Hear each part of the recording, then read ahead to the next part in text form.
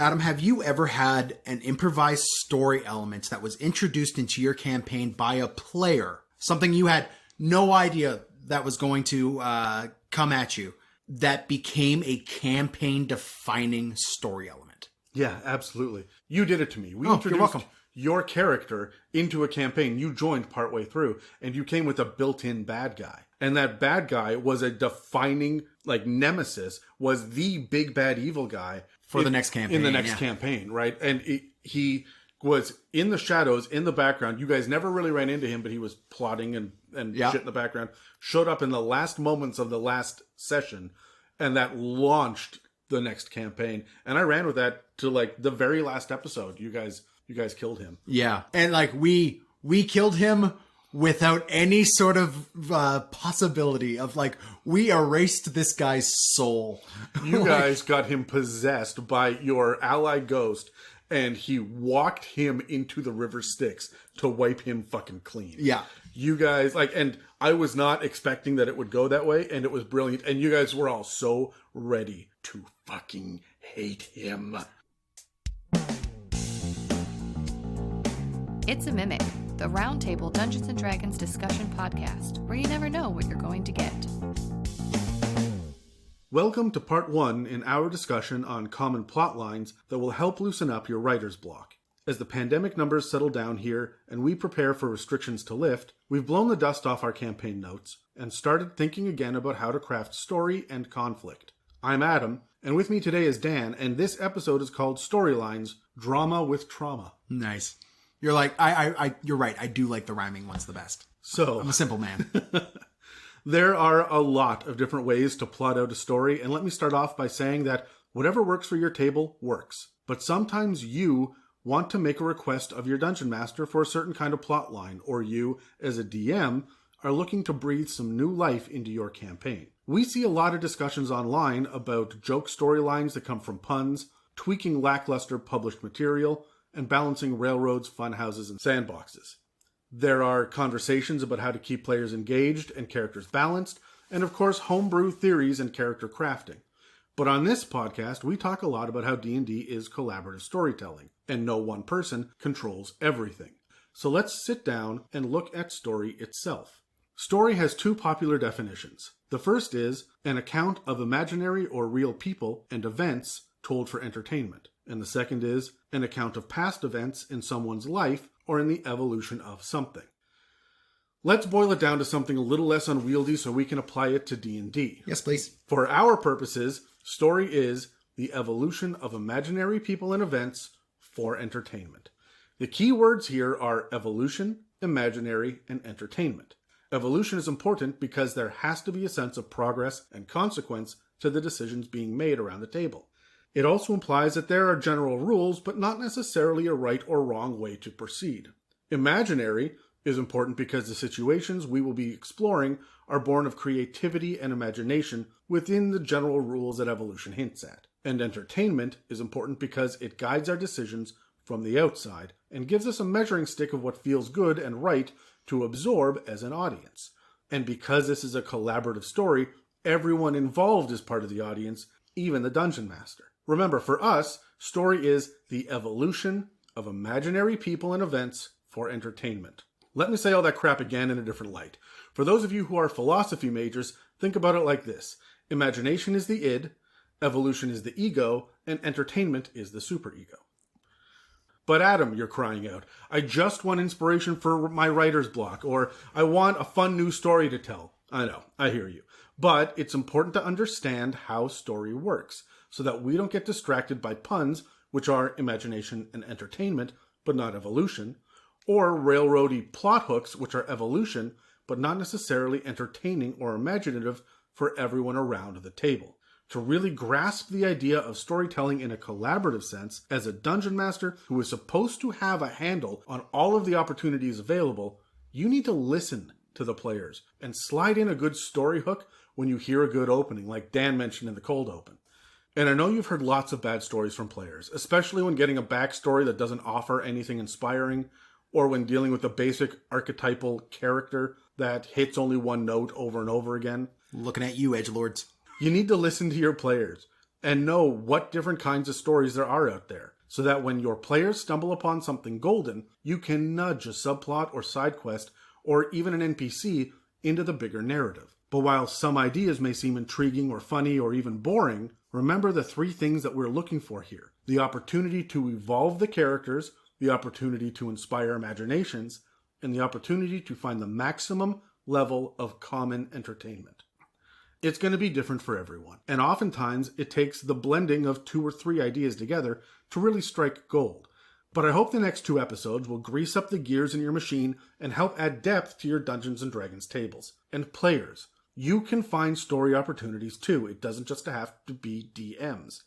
Never be afraid to communicate with your Dungeon Master about what you would like to see.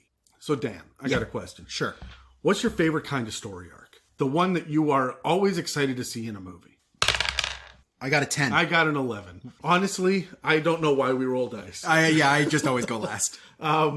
This, honestly, for me, it comes down to the hero overcoming the personal odds. Like, I grew up on that in absolutely everything in the 80s and 90s. Yeah. And it's usually the edgelord rogue, the Raphael character. Yeah. Right? That strikes out on his own and then he comes back in. Yeah, realizes that his family and everything were, the thing that was keeping him strong the entire time is like, my friends are my strength. Yeah, and they overcome some personal issue and then become strong and save the day in the end. Exactly. Right? For me, the thing I really like is the redemption arc.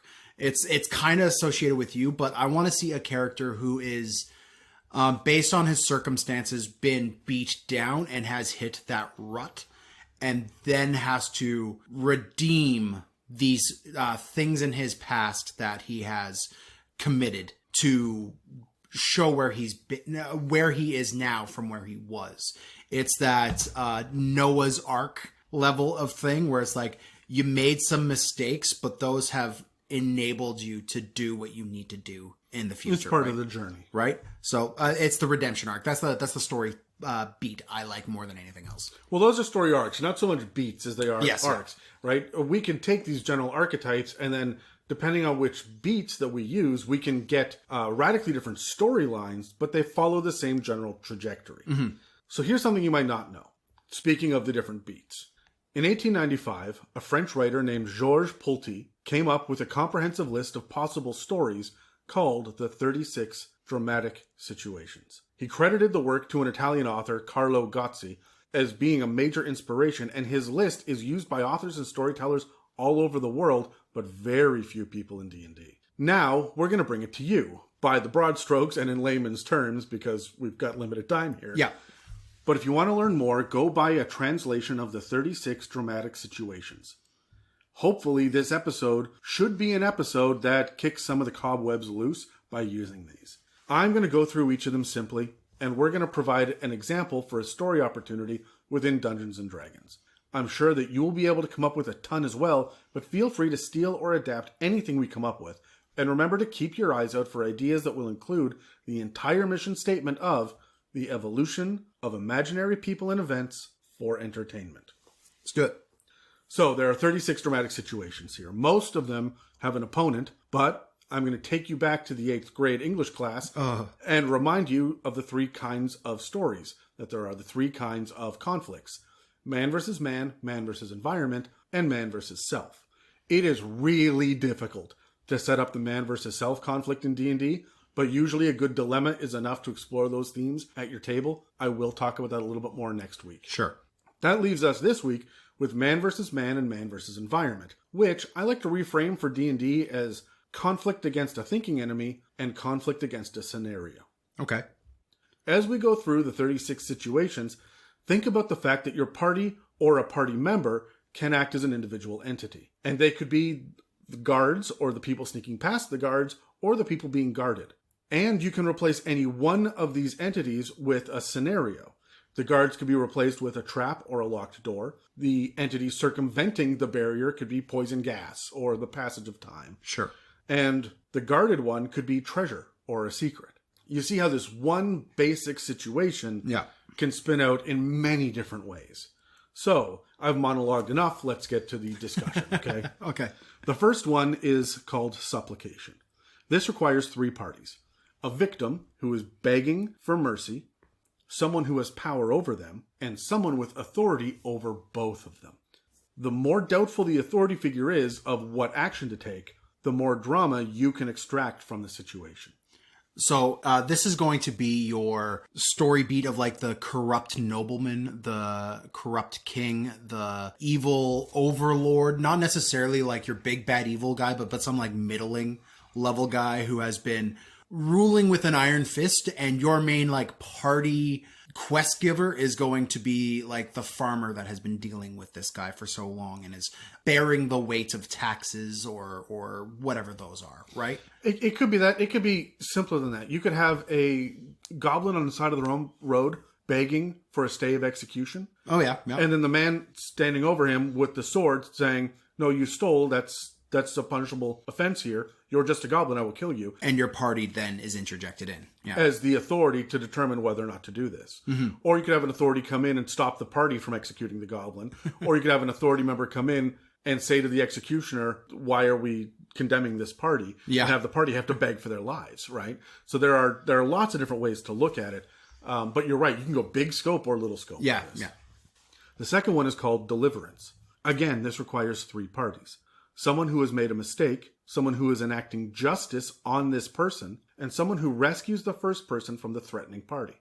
So, for example, someone steps on a landmine. The landmine itself is enacting justice on the person for trespassing, and the bomb defusal expert is going to rescue them.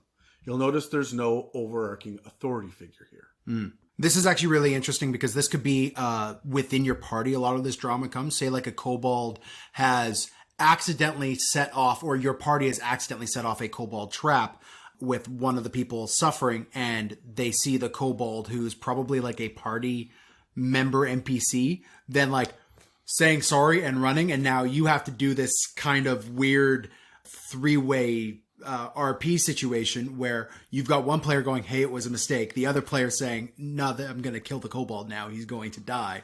And you as the DM going, the kobold runs and leaves a bear trap behind him. So the next one is crime pursued by vengeance. This one is pretty straightforward. This is when one person commits a crime and is clearly going to get away with it. Someone else seeks their own brand of justice in the name of vengeance. This is your typical assassination or assassin plot, right? Your party comes upon an assassination in progress or stops an assassination at that moment, and the assassin is beyond your party's ability to capture, right? That's what this kind of plot line is. I also feel like this is when an NPC successfully lies to another one and passes their deception check. Sure. And the party knows better. Oh, like a advisor lying to a king. And the party's just like, we're going to murder the shit out of that guy later. Yeah. The fourth one is very similar. It's called vengeance taken for kin upon kin. This is a complicated one, but it's fairly common and can be found in stories like Hamlet. When there are 3 people of a close-knit group, usually family, and one harms another. The third person then punishes the guilty party in the name of justice. This is not out of vengeance. This is, we don't do that to each other. This is your traditional thieves guild, like thieves don't steal from thieves, honor among thieves, that level of thing. Yeah. This can also be the torture elements to like a paladin order, trying to gain information about someone who they found was a double agent within their order. It's like, how far down that line do you go with your paladins torturing information out of one of their own, right? The next one is called pursuit, and this one is easy. You already know it. A person is on the run from punishment, and they're innocent of any wrongdoing. As much as I want to say, like, a good example of this would be someone stealing the bread from the market and making their way through. The Aladdin. Yeah. Right? Because there's that sense of morality. We're talking about someone who is actually innocent. Aladdin still stole. Yeah, right? So we're looking at someone who's actually innocent. This is your frame job. This is your... Harrison Ford in The Fugitive. This is Dr. Richard Kimball. Yeah, right? Like, this is going to be... If you want to put this on a D&D spin, this is your fighter or barbarian... No, this is your lycanthropy storyline. Oh, absolutely. Right? Like, someone in the town has lycanthropy, and at midnight loses consciousness, becomes a werewolf, murders a bunch of sheep and one person, and then wakes up in a field of their blood butt naked. right? Congratulations. You now have this person who is going to be blamed for everything, but really they're innocent. They're a victim of circumstance more than anything else. You also get this hard baked into the tiefling and half-elf story. Yes, yeah, for sure. The sixth one is disaster. Again, this is pretty straightforward. When a person with incredible power loses that power to an enemy and is defeated. We actually see this in one of the adventure paths in Curse of Strayed with, spoiler alert, Mordenkainen losing his shit and wandering Barovia, right? Yeah, this is specifically when someone takes it from them. Yeah, the whole Argynvost storyline is Exactly. the same way here. Yes. Yeah. The seventh one is falling prey to cruelty or misfortune. This is when an unfortunate person falls prey to either general misfortune or a person who has control over them. What I like to do is turn this on the party. When I use this one, I like to turn this on the party and have this be the way I show the party their actions have consequences. So they've just gone through this big battle with their... No, this isn't justice. This is purely misfortune or cruelty. Hear me out. The party has had this big thing fighting and stopping this attack into the city of some sort. There's been this collateral damage, and now your party is interacting with some of the peasantry or whoever, the commoner folk, who then says, well, I did have a home there. It's now a crater where, the fight. And I don't blame you guys. You guys stopped the city. I'm alive. I got my life. We're good. But the consequences of their actions in terms of the grand scale of things, this is a way you could show them that as well. The next one is called Revolt. This is when a tyrant is plotted against by someone with lesser power. This is pretty much your entire D&D campaign. Yeah. Right up until the final battle. That one's pretty straightforward. Yeah, this is your, pretty much any fantasy storyline has this. But you have it from both sides. You have the villain looking to take over power from the people that are in charge, but then the party looking to take power from the villain as well. Yeah. Before we get on to the rest of them, let's jump out for a quick break. Did you hit record? Yeah, go ahead. So, as some of you have noticed, obviously, Dan and I launched a bit of an informal side project where we go through one of the Dungeons & Dragons publications at a time and determine the pros and cons and our overall thoughts. And the first one we did was Icewind Dale, Rime of the Frost Maiden. We went over almost every page, covering moderate spoilers for the adventure without giving the ending away. We covered things that interest players or may be useful to dungeon masters to get inspiration from. I always love going through the monsters and the items and the player options. I really enjoyed seeing all the different forms of the Frost Maiden and investigating everything about her frosty lair to her maiden head. Dan? What the fuck, man? I need you to take these commercials way more seriously. I show up every time with the utmost professional attitude. Ah! What? You? Professional? Yes. Professional what? Dick? At least I'm not an amateur dick. I don't... What? What? What? What is your problem? What's an amateur dick? Well, I don't know. Obviously, by definition, it's a dick that doesn't get paid. Does your dick normally get paid? I mean, it should. Well, I'm not sure that Canada's ready to reintroduce the penny, Adam. Go fuck yourself, Dan. It should be getting paid in pounds, if you get what I mean. You could pound it on your own time. We're trying to record a commercial. Okay, anyway, Dick, we're going to periodically continue working our way through new releases as they come. Gross. As well as discussing some of the published material from Wizards of the Coast that has already hit the shelves. There's a lot of info out there for 5th edition, but not every DM or player knows which book to pick up next, or what to expect from an adventure module. After all, there's some great additions to the library, and then there's, well, Rick and Morty versus D&D. This series is going to be sporadic and unscheduled, so keep your eyes out for these, and let us know if you agree with our assessments. We hope that you'll be able to use the series as a guideline for which books deserve your attention for your own personal needs as a D&D player. But keep in mind that they're going to be full of moderate spoilers for the adventures, and they aren't meant to tear into specific mechanics or stat blocks. As we go on, you'll be able to find previous Legend Lore episodes in a playlist on our YouTube channel, or check out the episode guide to see what books we've already covered by looking at the post on r/itsAmimic on Reddit. Now, let's get back to the episode, shall we? Fuck, one of these days we're going to record a normal fucking commercial. I highly doubt it. Well, whose fault is that? Mostly yours. Disagree. At this point, I'm sure you'll notice that most of these dramatic situations aren't full-fledged stories themselves, but they're a nugget inside that spawns story. There are the conflicts and catalysts that, with a little imagination, can push the characters forward to take action. We end up with a plot when enough of these actions are strung together with a basic consistency of outcomes and consequences like Dan was talking about. And an interesting plot, an entertaining one, is one that captures the imagination, and that is a good story. Also, I'm sure you noted that the first 8 on the list had to do generally with authority, justice, and punishment, whether it was deserved or not. Yeah. Generally speaking, this next group focuses on possessions. Number 9 is the daring enterprise. A daring enterprise is when someone exhibits their courage by taking away an object or item from an opponent that is overpowering them. This is your duel in Princess Bride. I'm gonna disarm you, and I'm not left-handed, right? Like that's what I see with this. This is Golem getting the ring back. Yeah. There are all sorts of different ways to do this. Sometimes it is just taking a phylactery from a lich. The next one is an abduction. This is pretty simple. It's right in the name. This is when you take away someone from their guardian specifically. I mean, this could go either a good way. You're rescuing someone who has been captive. This could go the bad way. You are taking someone from their home, from their comfort, because of whatever reason.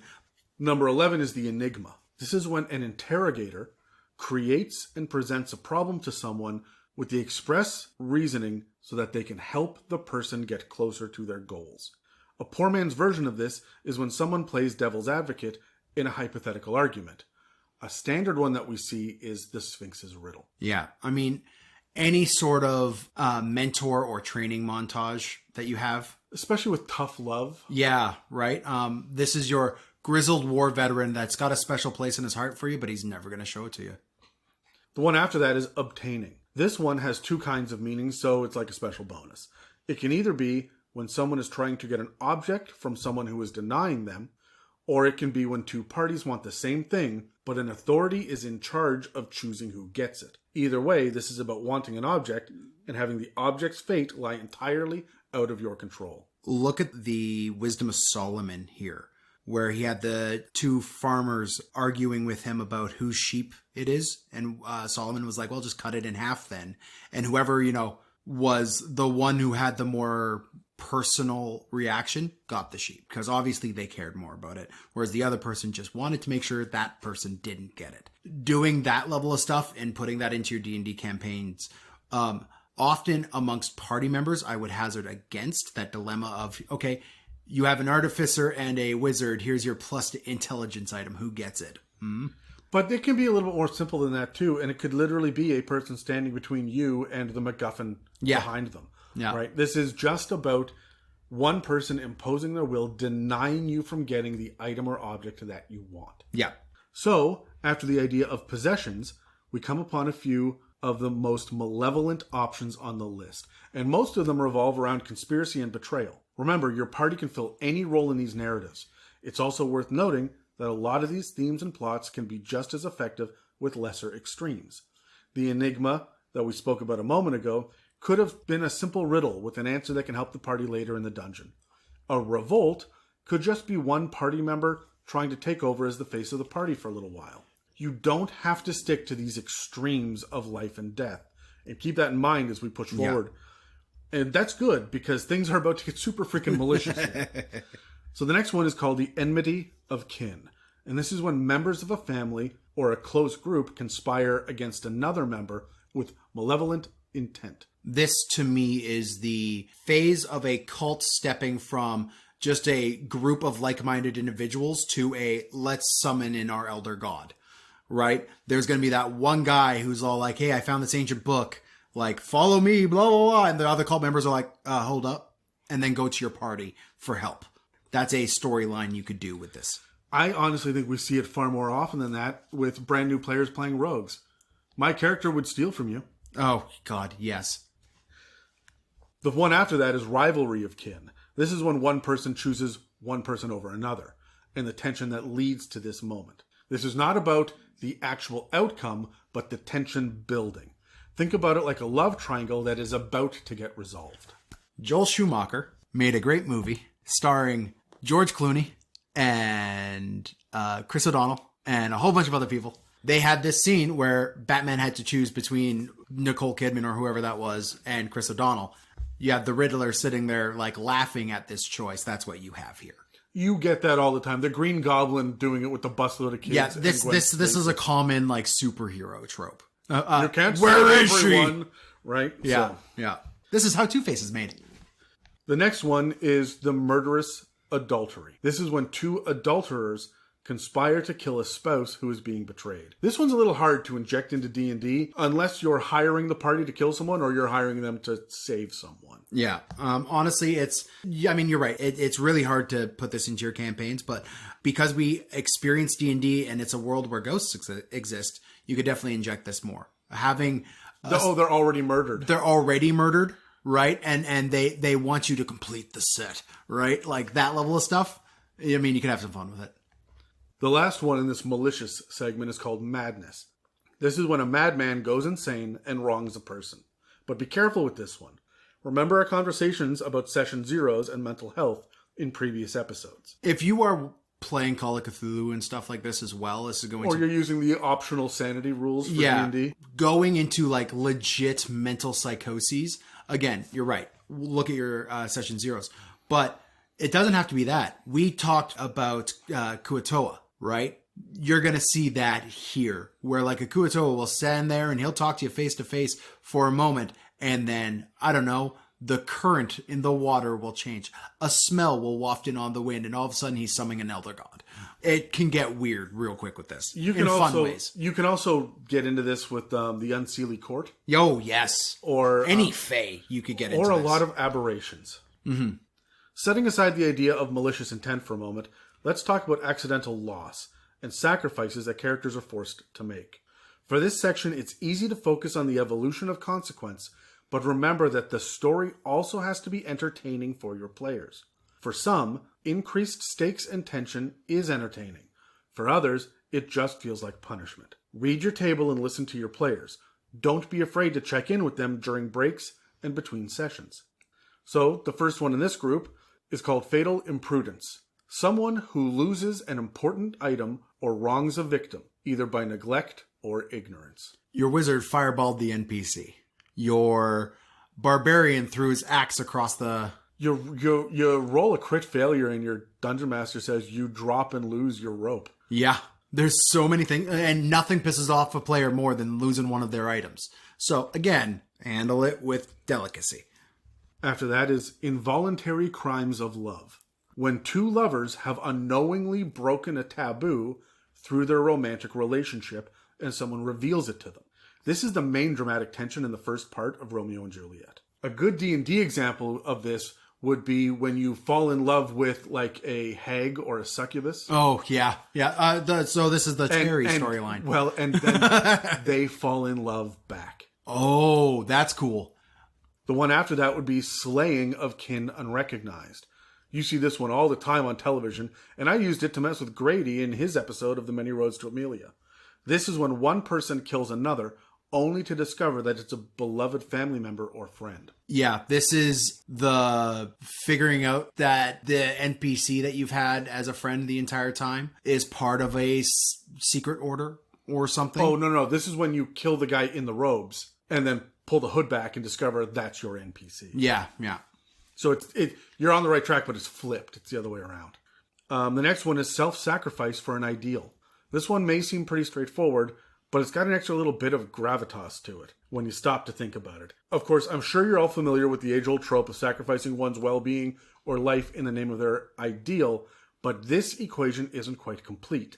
The end of this story is that another party has to accept the sacrifice. There is a sentient willpower accepting these sacrifices and providing payoff.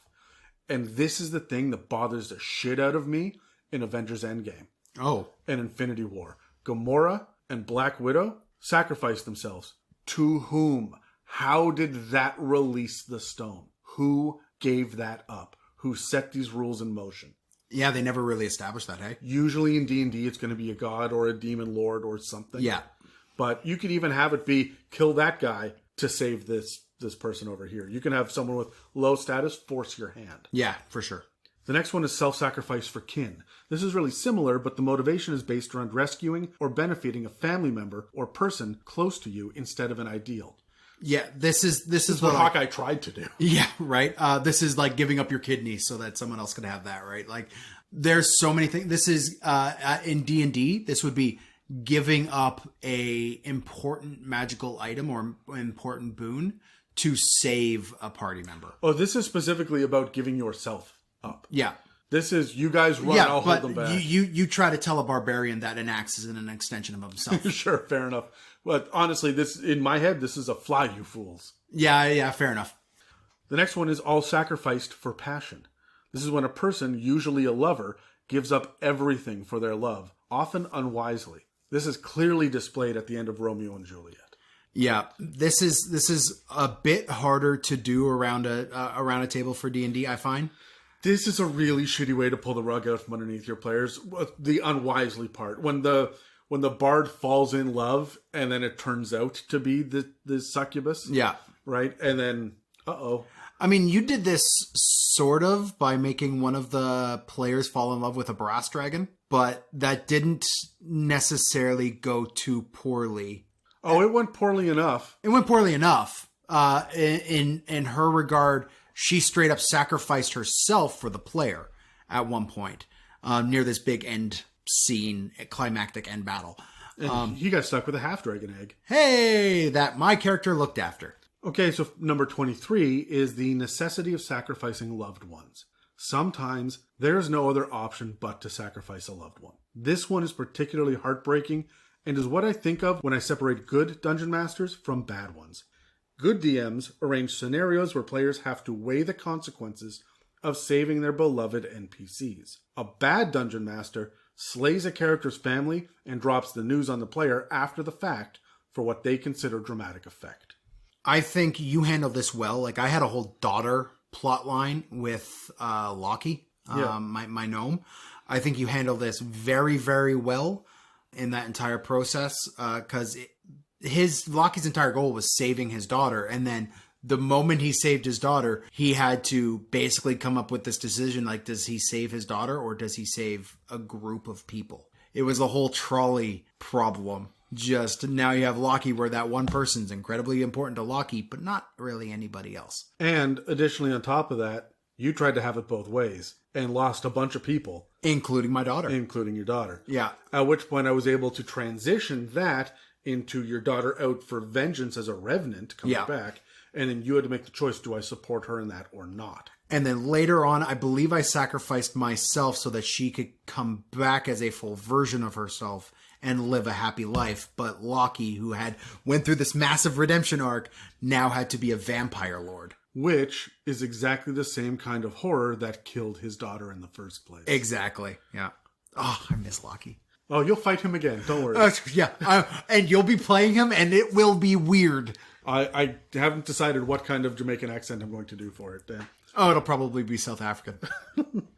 At this point, the list shifts into the realm of love, which is a very specific kind of having and wanting. Love is a sticky situation, both in Dungeons & Dragons and in the back seat of Kyle's Shaggin' Wagon. You don't have to focus on romantic love, even though most of these examples do. A lot of storytellers like to focus on love subplots because they're easy to understand and have emotional payoffs. But you can take any one of the following dramatic situations, change the nature of the relationship, and find a compelling conflict and plotline.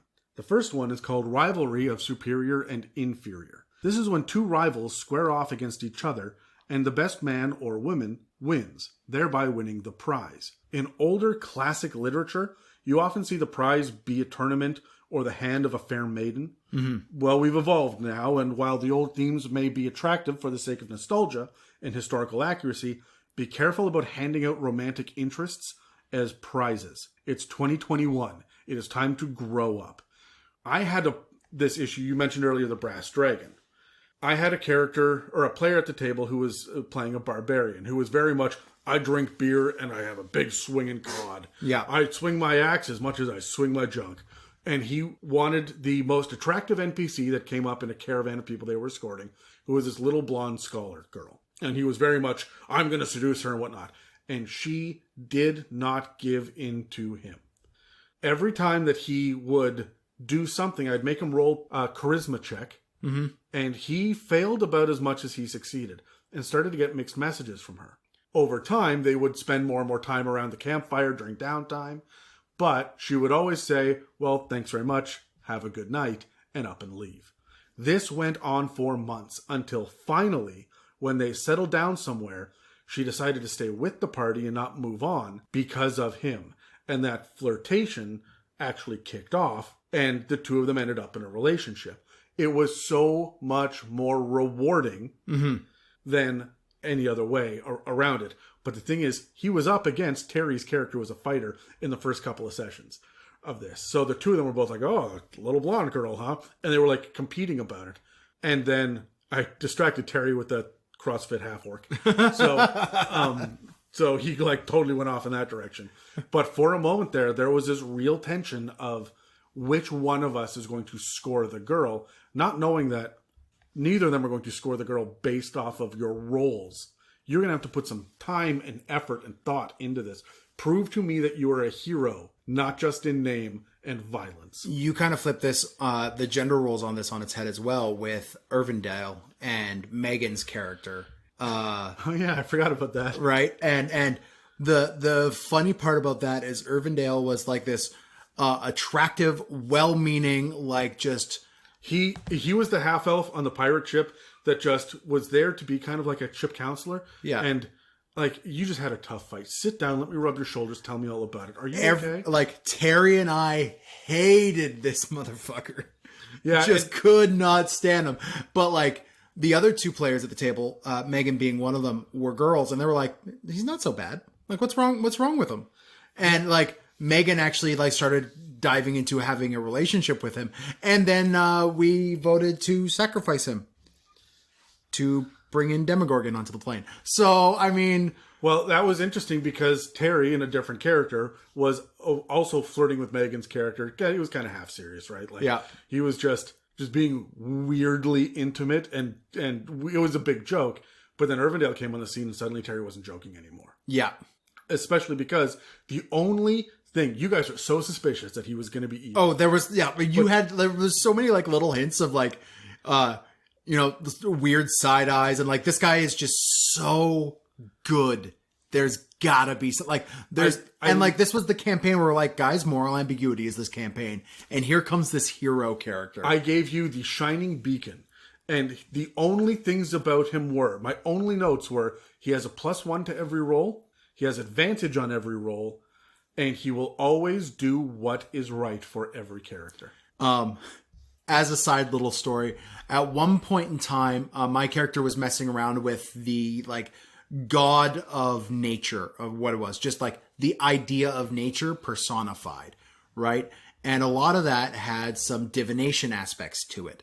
And one of the things you said was there was this bright shining light that was the one hero of the realm. Yes. Right?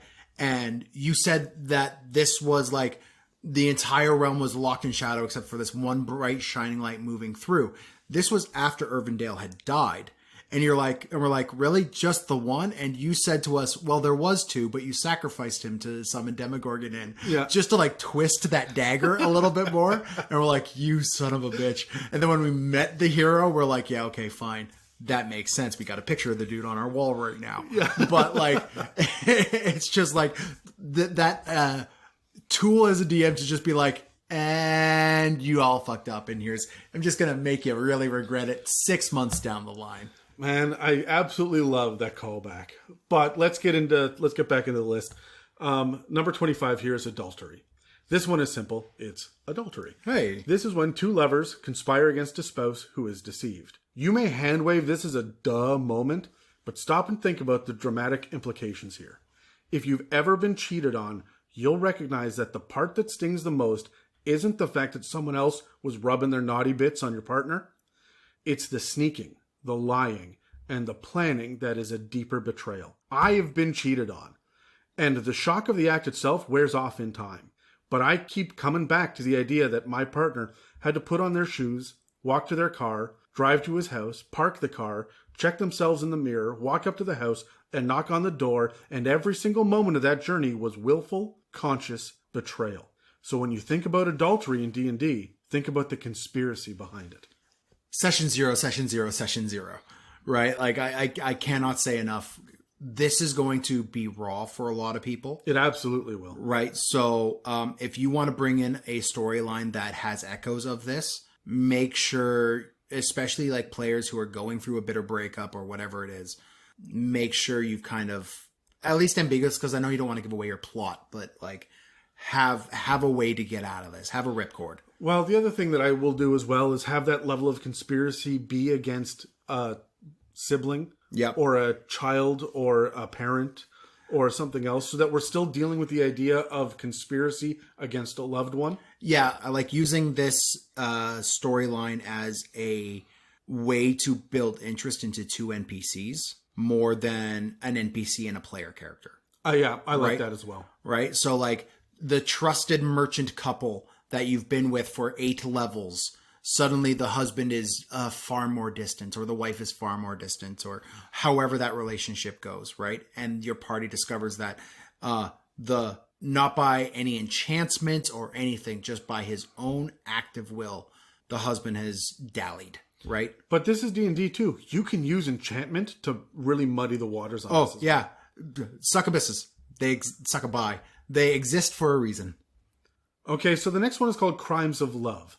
Back at number 18, we discussed the tension of when two lovers unknowingly break a taboo with their love. This is when the two lovers knowingly break a taboo with their romantic relationship.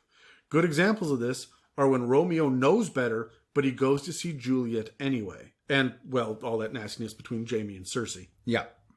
This is also a good time to point out that the story of Romeo and Juliet starts with one dramatic situation and seamlessly transitions into another and then another. This is that evolution of outcomes and consequences that I mentioned at the beginning. Mm-hmm. But also when your party are the ones seducing a married person, or there are some this one is class level. There's some classes here as well, like an elf loving a drow. An elf loving a drow, or a commoner loving a noble, right? Or a noble loving a commoner, the other way around, right? Like, this is iconic for a reason and is great to throw in your storylines. If you want to dabble with the love subplots, getting into drow society and just the toxic way that it's laid out is a great way of really graying the lines on that. Yeah, I mean, they're changing what drow are now. I mean, by stock level of the matriarchy and the sacrifice the Menzoberranzan level drow. Yeah, and because it's all flipped as far as the genders go, it's interesting to see it and to watch your players react and maybe think about shit they wouldn't have thought about otherwise. Not that I suggest that you teach people social lessons at D&D. But I move on. Number 27, discovery of the dishonor of a loved one. This is when one person discovers that someone they loved has done something wrong and brought dishonor to their kin. We've been talking about lovers for a little while now, but you can frame this in any number of ways. You could discover a parent's secret shame or a sibling's dishonorable actions. I actually just did this in my last session that I DM'd with my players. And they're an established party. They've done well together. They've done a lot of good. And they just discovered that one of the members used to be a pirate. And his crew ran the ship that they have now hired to take them around. It's a pirate-based campaign. But they're good characters. So they walked up to this camp where there's a bunch of slaughtered pirates around. And they're like gathering them around. And then the one character starts to recognize them, and he starts panicking, and then the paladin character goes, wait a minute, they were the guys on the boat, they told us about these guys, and like I have this coin that shows like, and they went, oh shit, around the table they were just like, oh my god, what's going to happen? I'm like, well, what we're going to do is end the session there, have fun with that little revelation, and I walked away, and I'm so pleased with it. So pleased. Number 28 on the list is obstacles of love. This instance is when two lovers face an obstacle together. Back to our Romeo and Juliet story, this is when they make the decision to be together and run away. Remember, not all obstacles are meant to be overcome. This is going to breed some really, really good role playing with your party, especially if there's that inter-party relationship as well, or that one NPC that has just been with your party the entire time because of a romantic relationship.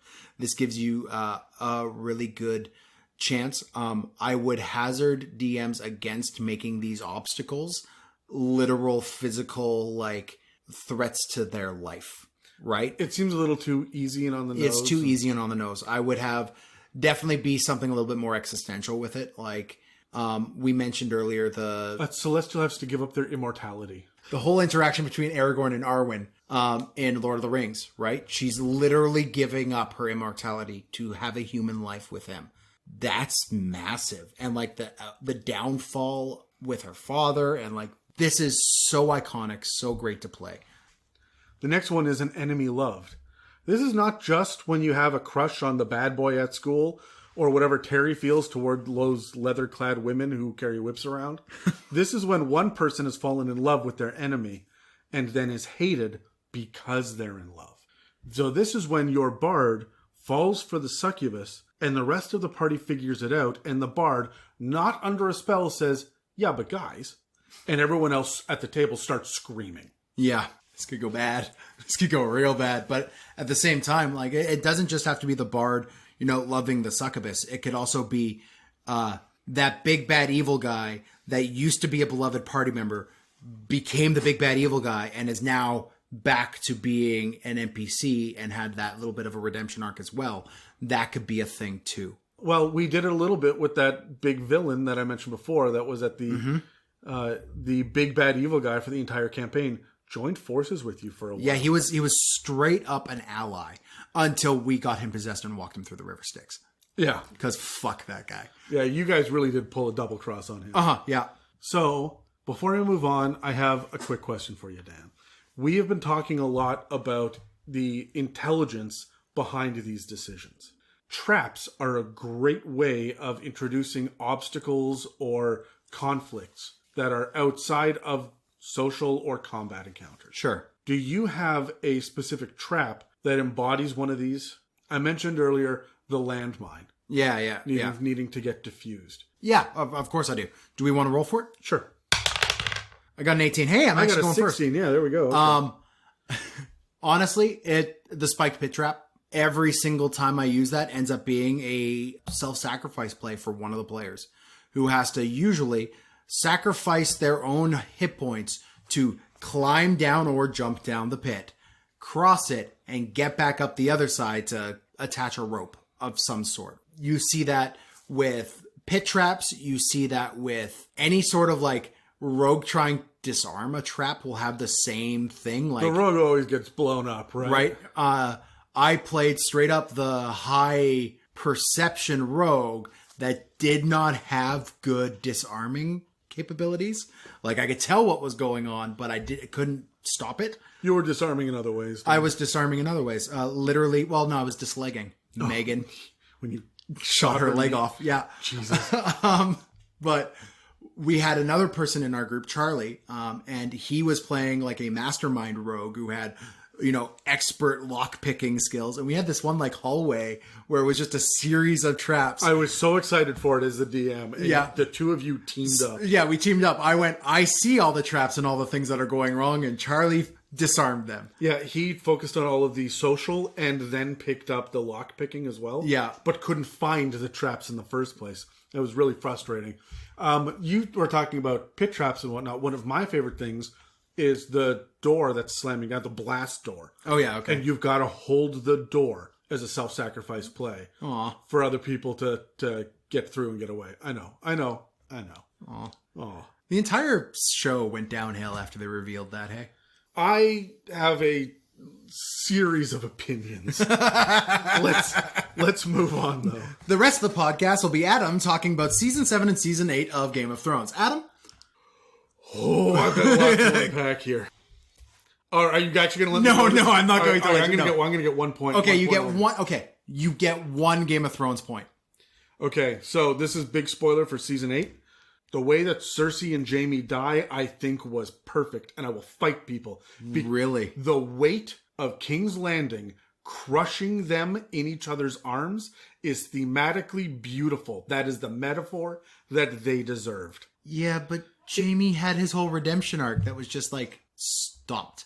I think that redemption arc was the misstep. I did not like him hooking up with Brienne. Really? Yep. Okay. Well, no, you want to know something? I think that it could have been absolutely fine if she realized after the fact that this was an infatuation and not true love, and she had left him, and he had gone back to Cersei. marry Podrick. Anyways, if you want to talk to any of us about this, you could reach out to us on Instagram, Facebook, or, and this is probably the best place, at r/itsAmimic on Reddit. If you want to go the old-fashioned way now, which is weird to think, you could send us an email at info@itsamimic.com, and any questions you send us there will get added to our mailbags for us to roll randomly on and answer in a crowd setting. Random bullshit like, what is the worst part of Game of Thrones Season 7? Oh my God, I hope that we have enough to make one big D20 table of Game of Thrones questions. Yeah, I will jump in on that. Yeah, shit. or R.A. Salvatore Rich Jordan questions. No, you're on your own. That could just be the Dan table. Yeah, I guess that's true. Brad will be good. Adam doesn't give a fuck. Anyway, a lot of what we've discussed so far has been about wanting, keeping, or losing an object, person, or ideal. But you can take any one of these things and replace it with the concept of status and have a fresh, new kind of conflict. The next 4 items on the list are directly related to status and often pair nicely with something else we've already mentioned. Ambition. If an object or status is difficult to get, people can become trapped in a state of coveting it. After all, obtaining something easily just means you wanted something and now you have something. Ambition is when there is something you want, but another force is acting as a gatekeeper while you try to get it. This is often status, although it can be love or items or objects. We've power. seen that. Yeah. We've seen that in previous items on this list. This is really about stepping up, the Jafar of it all. Mm-hmm. This honestly is the thing I use as the main motivation for my big bad evil guys. Ambition makes it able for the big bad evil guy to do anything to achieve his end goals, and I like that. However, I've also seen this destroy campaigns with the ambition being, let's remove the slotty egg, right? And they've got a slotty egg in them, and, you know, it's weeks away from getting cut out, and we could deal with it. We've got a murder spree going on that we got to deal with, but that player was just like, nope, we're dealing with this now. And that ruined that campaign. It did. So ambition can be a double-sided sword no matter how you use it. The thing about ambition that I want to say is power for the sake of power itself is all well and good, but even Littlefinger had an end game.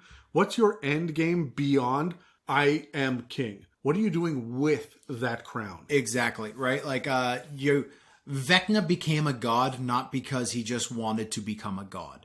Vecna became a god because he wanted to supplant the power of Orcus and rule undeath, right? And I'm sure he had a reason for that.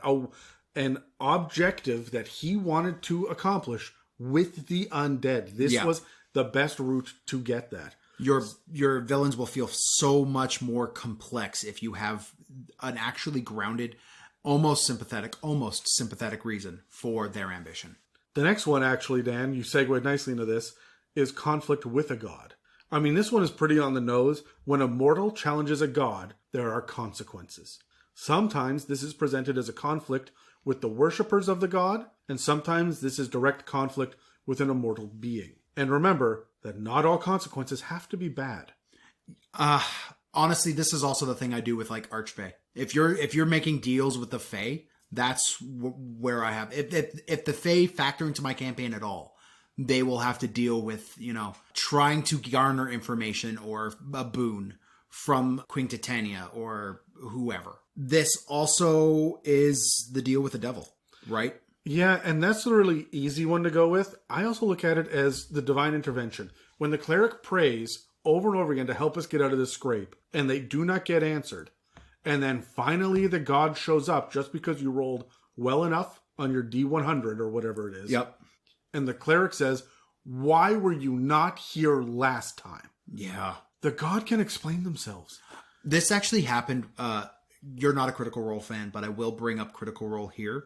The character of the Traveler being a god who is just an archfey who had just somehow gotten worshippers and built up this church and godlike powers because of the amount of people that were Is this the worshiping him. same Traveler from Eberron? Because there's a god No, Traveler. no, this is purely a Matt Mercer thing. The reveal of the Traveler actually coming in contact with a legit deity and going, I don't want this. And now this person who has been actively proselytizing this entire campaign about how the Traveler is great and everybody should just follow the Traveler, now has to sit there having her entire party and a full cult of the Traveler see him get cowed by a real god, and the interest and fallout of that, right? The conflict of the god can be between a greater god and a lesser god, but your party has to deal with that. This is specifically when a mortal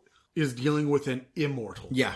Right? Or the representatives of an immortal. Exactly, Right? And the obvious one again here is cult. Yeah. The next one is a little bit strange.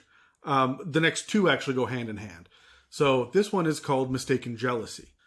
It's a bit convoluted to explain, but you see it all the time in workplaces and at high schools. One person is mistakenly envious of something they think someone else has. There's a reason that they think this, whether it's merely happenstance or a person who is actively encouraging this jealousy. When a person acts on this mistaken jealousy or envy, they often make matters much, much worse. I mean, this is your good old-fashioned mistaken villain trope storyline, especially when it comes within your party. Your party is being, like, you see one of your party members has wanted signs everywhere for crimes that are not his, that he did not commit, right? That's what you have here with this as well. Kind of. See, you walked me into the next one, which is actually called Erroneous Judgment. All right, so this is a specific one very similar to the last one, except there isn't jealousy at play. It's judgment. In this case, a person passes judgment on someone else, and the victim of the judgment is punished as a result. The mistake could be an honest one, but it's rooted in a definitive moment. If a third party sets up the judgment, it's usually because they are the guilty one who is trying to avoid judgment. That's fantastic. I actually had a player do literally this, where he straight up framed an NPC for all of the crimes that he was getting called on. Yeah, this is a really rogue moment, but also a big villain moment as well that we see, especially the sneaky level of the Yuan T kind of behind the scenes play. Mm-hmm. I picture a lot of Drow society doing this as well. A lot of devils. Anytime you have political intrigue, this is going to play heavily. Or anything. Yeah. But the mistaken jealousy, for example, can be something as simple as dragons with different size hordes. Yep. And one of them is lying about how big their horde is. I said horde, Dan. There's a D on that. Okay. Anyway, wrapping up the list are the final three items that all focus on resolution. Resolution, of course, is just another way of saying final consequences. These all tend to be a dramatic response to something previous on the list. Remember, though, that a good resolution can be a springboard to the next story. And don't forget that we need to focus on entertainment value. Ending on a downer isn't always recommended, note to self. Yes. So, the first one is remorse. This is something that everyone except sociopaths can understand. When we've wronged someone, committed a sin, and that's lowercase s, I don't necessarily mean a biblical sin, or betrayed a moral, we feel guilty. A lot of times, regret, remorse, and the recommitment to values can result in forgiveness by other parties. Remorse is the motivating factor for 90% of my characters. Yeah, that's a good point. How often do you see player characters apologizing?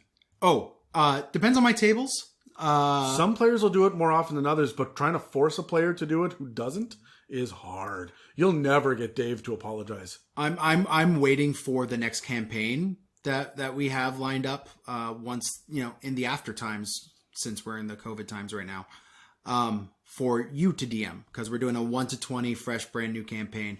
And I have, in this guy's backstory, I've put in a bunch of little things because we haven't been allowed to roll them up. So I just have the character concept. I've put in a bunch of things where as little gifts to your DM. And I would encourage players to do this. When you're writing a backstory, put in these little gifts to your DM where either I've wronged somebody in the past, or I've lied about something, or I'm currently lying about something in terms of rank. And you and your redemption storyline. Well, yeah, right. But at level 1, it's hard to do a redemption storyline. It's more like getting caught in the thing. Remorse is just something I always feel, so I inject it into my players. Or into my characters. How's your, you injected into your players? Why did I show up today? All right. So the next one after that is Recovery of a Lost One. We spoke earlier about Abduction. This is hopefully the next dramatic beat, wherein we get our loved one back, and the drama that arises from a reuniting. Dan, talk to me about Mershi.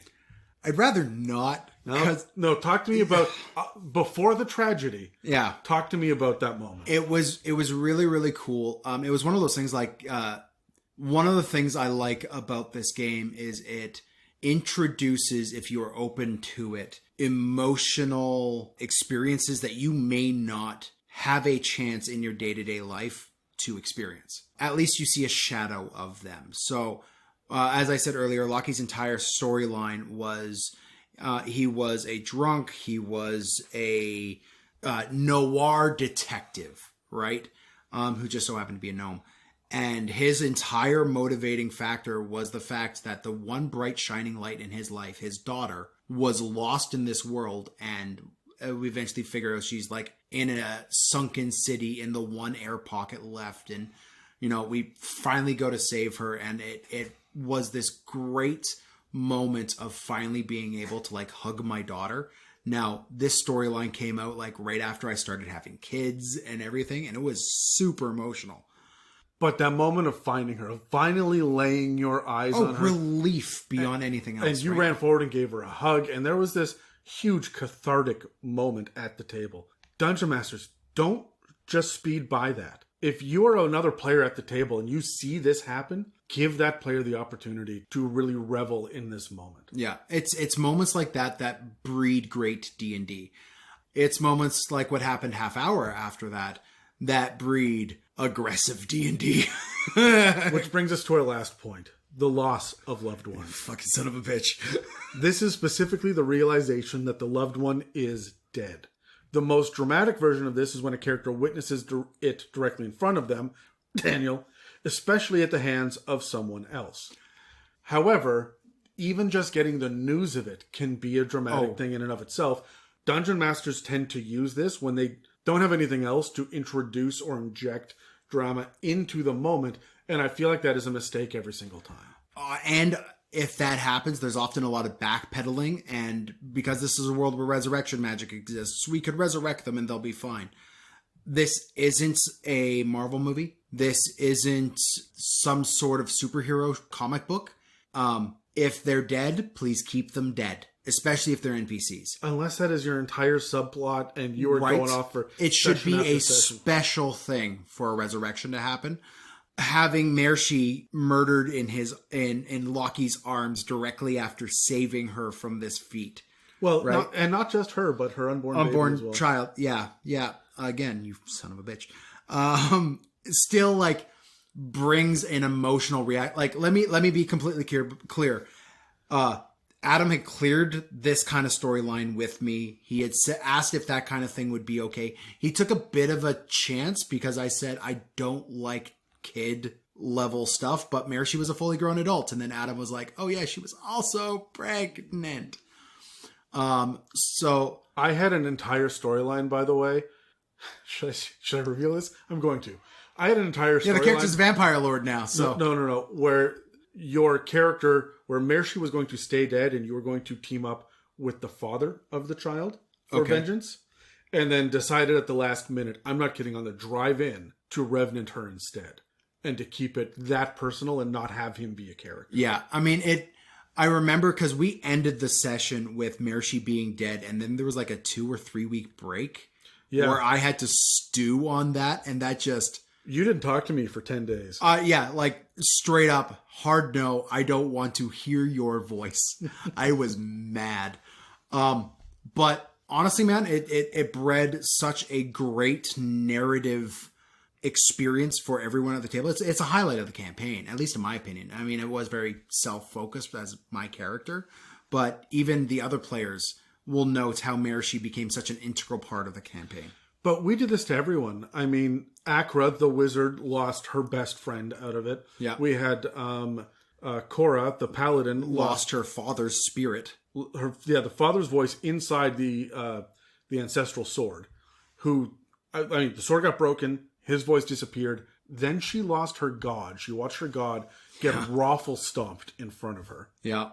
And she lost her potential love interest directly before her eyes as well, twice. Fuck you, Irvindale. And then Solomon Duke, right? So this happened many times throughout the campaign. The idea of losing someone that you love. Yeah, for Solomon Duke, he decided to fight a death tyrant by himself. At level 8? Well, okay, to be fair, no, you guys are like level 13, but to be fair, he'd already gotten his ass kicked by an archmage and was climbing down a rope while the rest of you were supposed to be at the bottom backing him up, but you had all fucked off down a corridor, and he didn't know the Death Tyrant was there. Oh, yeah. So he got ambushed and then died. He was a player character, so that one hurt Terry pretty personally. Yes, it did. So using the idea of loss of loved ones is a powerful tool, but what we're not talking about is the fact that this campaign lasted 2 years, and I did it 5 times in weekly 10-hour sessions. Yeah. Which means there is a very limited use of this, and I would really caution people to not lean on this one too much. This can be an effective tool, but it is also the sign of a lazy or inexperienced storyteller. Mm-hmm. Hey everyone, this is Adam in the editing studio, listening to this episode as I'm going through and editing it, and there's something that I feel we were very remiss in saying, and I wanted to interject just for a moment, a little something extra. Now, of course, Dan doesn't know I'm doing this, but he doesn't need to. What Dan doesn't know won't hurt him. So, one of the things that we talk about is the idea of collaborative storytelling and large character moments. We talk a lot about character moments of loss, not just hit points or attacking a character sheet, but of actually losing as a character, having tragedy strike. This is inherently a part of storytelling. You need odds to overcome. The reason that it works for us and it doesn't work for others is really based on the idea of trust. Now, for a lot of people, they end up playing with complete strangers online where there is no trust, and that Dungeon Master has to go with the default level of being a referee and having the trust given to them based on simply their role, or they've gained this trust because of the fact that they're all friends and have been for a while. I had a unique experience. When I started as a Dungeon Master, I had played D&D with this group of people that I didn't know for about 6 months, maybe 7.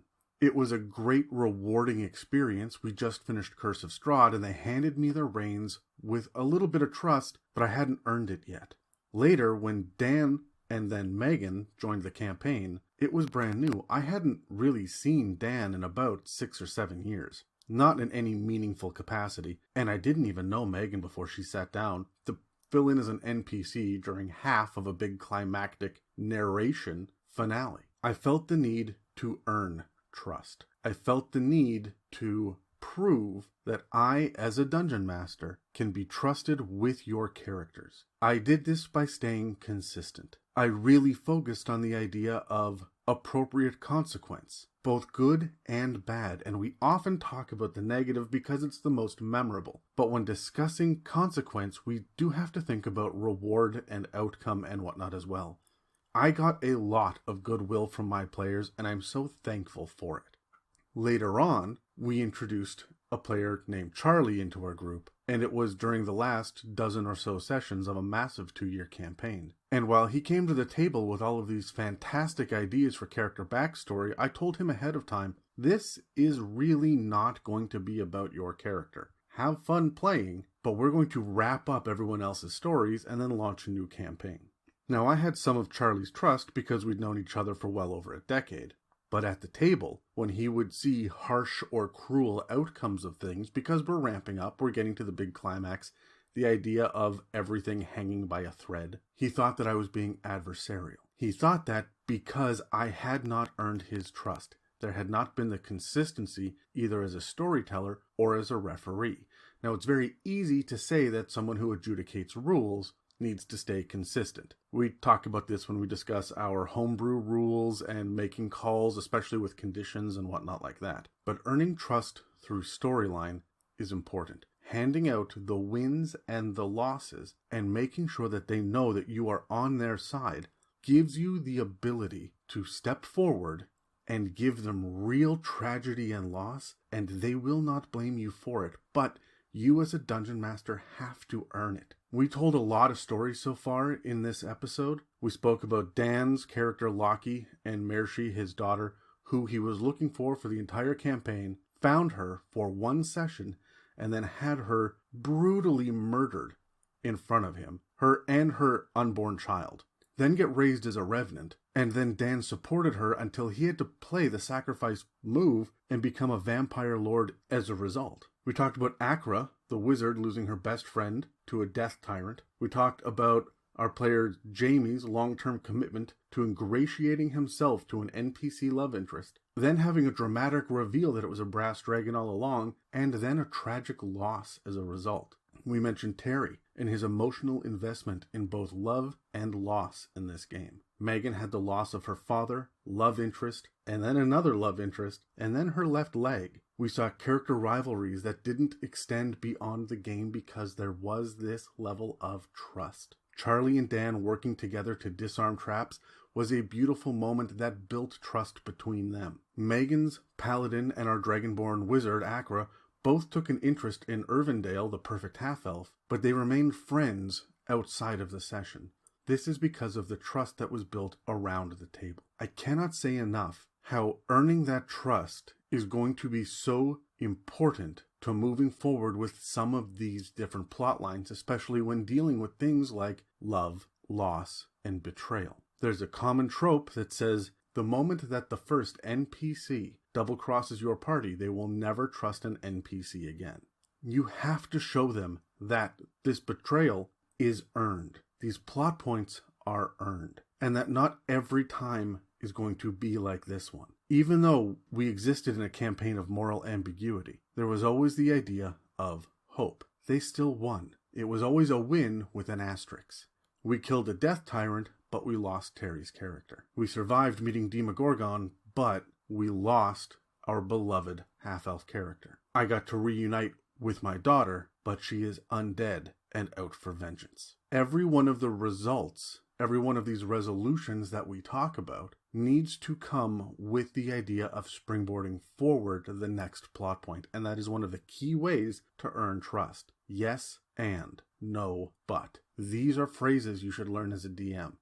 I am very thankful that I'm surrounded by such mature players who want to explore these themes and ideals. I give Dan and Terry and Megan a lot of shit on the podcast, but I have DM'd the majority of the people that have been here, Dave, James, our mysterious voice behind Jed, and I like to think that I've earned their trust, at least to some degree, so that I could give them tragic story beats to focus on.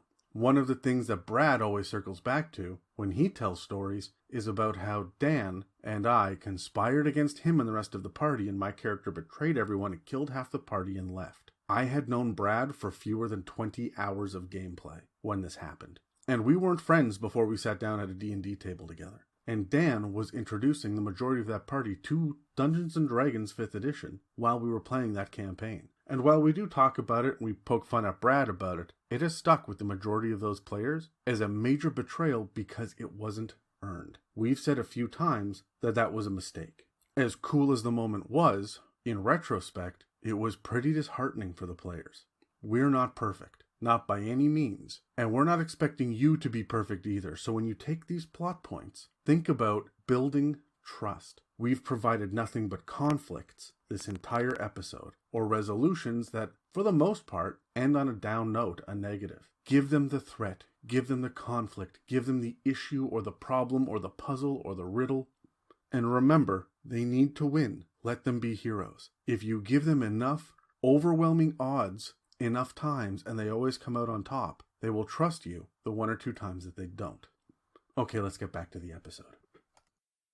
So, before we wrap this episode up, I've got a couple of questions for you. Let's grab our dice and roll. My first question, Dan, is which one of these plot lines sticks out to you as being something that you would like to explore in the future? Sure. I got an 18. I got half of that. Honestly, I really want to play on the Erroneous Judgment. Like I said, I have this character who's got all of these things that happen in the past, whether or not they're real, in this character's head, because he's a bard. By the way, my next character is a bard. Fuck. But I don't want to play the strummy music, happy storyteller bard. Just straight porn actor? No, I'm going to bard for very specific reasons that we will talk to off mic. There's a lot of these little aspects of I am responsible for these things, even if I didn't commit them based off of his culture that he's from, because he's from a shame-based culture as well. So, like, these allegations have been levied against me. I still must answer for them. I love playing on that thread. Also, with my current campaign, and I know some of the people who are in that campaign listen, all of Thundar's storyline, who is the Storm Sorcery Hobgoblin, who used to be a pirate, all of his storyline with the pirates and his involvement in the death of an entire crew of a ship or many crews of ships. Man, like, being able to use this as a DM and as a player, this erroneous judgment, this something has gone wrong and it may not necessarily even be their fault. I want to play into that more. I think that's what I need to develop to be a better dungeon master. The thing that I really want to dig into, the one that really interests me, is the Enmity of Kin. And that was the one where family members or members of a close-knit group conspire against another member with malevolent intent. And this is really easy to pit party members against each other. I mean, you've done this. But no, the way that I would like to explore this is where you guys as a party are part of the conspiracy to take down the Order of Knights that you are a part of. Oh, okay. You know that maybe through a prophecy, through nobody's fault, but the way things are going, something bad will happen. The kingdom falls, someone will die, something. You have to sabotage your own organization in order to properly move forward.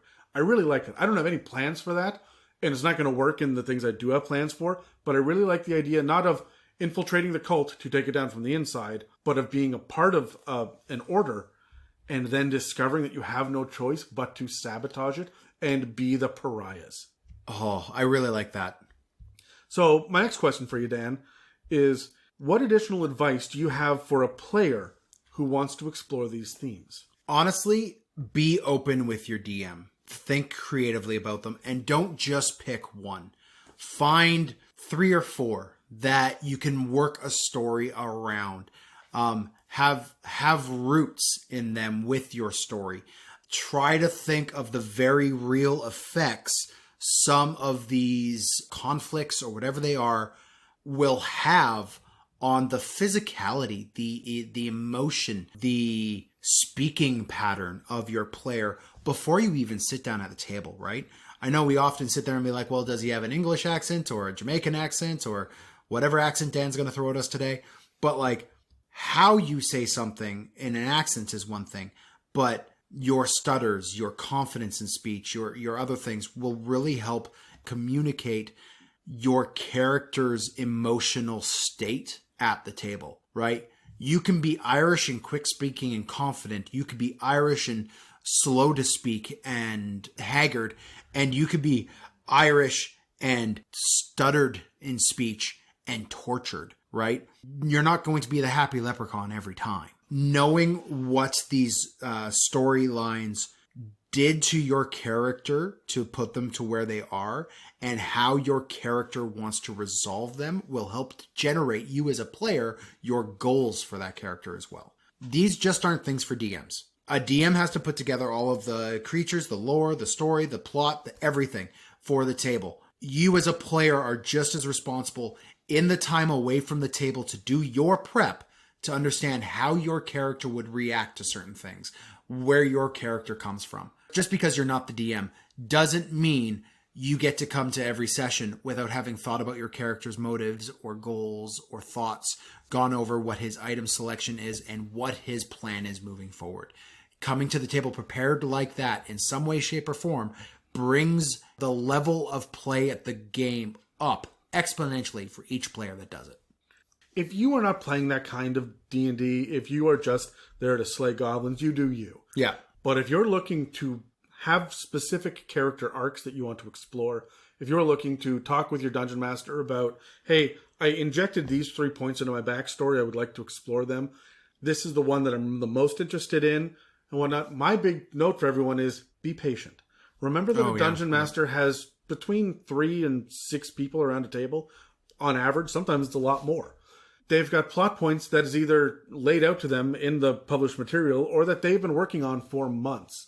And when you say, hey, I want a redemption arc, understand that you're going to have to fall from grace a little bit first. You're going to have to feel the weight of what it's like to be fallen from grace before you can build back up and get that heroic moment. And there may be baby steps to get there, as well as multiple paths. And the Dungeon Master is doing this for every person around the table. Yeah. So really do be patient and trust your DM. If you see 5 or 6 sessions go by, and I mean 5 or 6 4-hour sessions, if you're playing 2 hours a week, calm down, you're getting about 3 encounters at a time. So If then. yeah, so you will really need to be patient. You're going to run into that very occasionally. But if you are playing the 3 to 4 hours a week and you get 5 or 6 in, you haven't seen any development, just a little poke, just a reminder, hey, is this on your radar? And if they say, yeah, look, we've got to finish clearing this dungeon first, then go back and handle the hag, and then we're going to jump into that kind of thing, you're just going to have to deal with that. And that's fine. Yeah. Well, as a DM, I find that I like to highlight a storyline at a time, right? I am not managing everybody's story, and I'll get into this later a little bit more in a minute. I'm not managing everybody's storyline at once. I am highlighting yours, and there might be little tidbits for everybody else, but that player's storyline is kind of the goal right now. That's what we're in the thick of. So other players at the table get okay with recognizing, get good at recognizing when it's not your highlight. Support your friend, support your party member, inject flavor in as it goes, but you're not the one who's developing your plot line as the highlight right now. Your friend is. Support them, help them through it, right? And that's what's going to help here. Do you have any additional advice for DMs? Yeah, highlight one player, but not at the complete neglect of the others. Have breadcrumbs. That's why I wanted to give all 36 of these, because you will be able to find character moments that are going to do 3 of the 5 characters at the table. And as long as you're rotating different moments, and you don't know, one person may not bite, and someone else may jump in on that. Mm-hmm. These are moments that you should be injecting in when you see the opportunity to help you find these character moments for the party. Every one of these things can happen during Hoard of the Dragon Queen or Rime of the Frost Maiden. Yeah. Right? These can happen in Lost Mines of Phandelver if you can find a good opening for it. Dungeon Masters, don't inject it unnecessarily, because remember, this is the thing about sparking imagination, about natural evolution, and about entertainment for everyone. Just because you want to have a Jafar character doesn't necessarily mean that that's something you can work into Death House. Yeah. But you can lay breadcrumbs and see who bites on that for Curse of Strahd. So, there are a lot of different ways to look at story. This episode talked about the 36 categories that plot hooks fall into, and we mentioned a few times that a story strings them together. Join us next week when we look at a couple of other philosophies of storytelling which can help your games feel deeper and more dynamic. That's it for this episode of the It's a Mimic podcast. If you'd like to support us, we have a donate button on our website, www.itsmimic.com, and we also rely on word of mouth to get news of the podcast out there to the community. So please, pass the word to everyone you know that we're available on iTunes, Spotify, and YouTube, as well as most podcast apps. Thanks for listening to It's a Mimic, where you never know what you're going to get. Thank you for listening to another It's a Mimic production. Inquiries, shoutouts, requests, and mailbag questions can be sent to info@itsamimic.com. Okay, Adam, we've been talking a lot about plot devices and things to do with our stories, and I gotta know, what is the one plot device, story crutch that you just, as a dungeon master, can't seem to get away from? Sure, let's roll for it. I got a natural 1 off got to a an 8, great start. We changed the dice for this shit. The one thing that I come up to over and over and over and over again, and I'm sure you will recognize this, Dan, is when you come into a brand new town and there's something that is a little bit off, it is always the mayor or the sheriff or the, like the person of in power, authority. the authority figure is the bad guy. Yeah. Right? And that tends to be a trope that I just naturally lean on. I need to do better about that now that I think about that. For me, I've mentioned the fact that I'm a lazy DM multiple times on this podcast. I mentioned that you're a lazy DM too, Dan. Yeah, hey, and in group settings as well. Sometimes you lose the DM title as well, and I'm just lazy. The one plot device I seem to go with whenever I need to have some sort of drama is the vague prophecy. There'll be a vague prophecy. I'll just throw that out there, and that'll get my players going down a little trail for a little bit, and I will make it up on the spot, write it down, and then figure out how to make it real later. That is how all prophecy should be. I did one where it's like, there will be a betrayal, and for the next 3 weeks, my players have just been like, all right, who's going to betray us? And I'm like, fucking, I don't know. You're going to get you're going to get an NPC later, and there's going to be a betrayal, and I'll just be like, there it was. Or it's going to be this character is going to stab that character in the back to get that one item. And you're like, see, I knew it. I set that up. Look at how great I am. Yeah. Honestly, the way I see this is not just, hey guys, know your safe words, but also, my joke was knowing your safe words and I didn't have anything to follow it up. Fuck. Thank you for listening to an It's a Mimic production. Okay, you're done. Get it.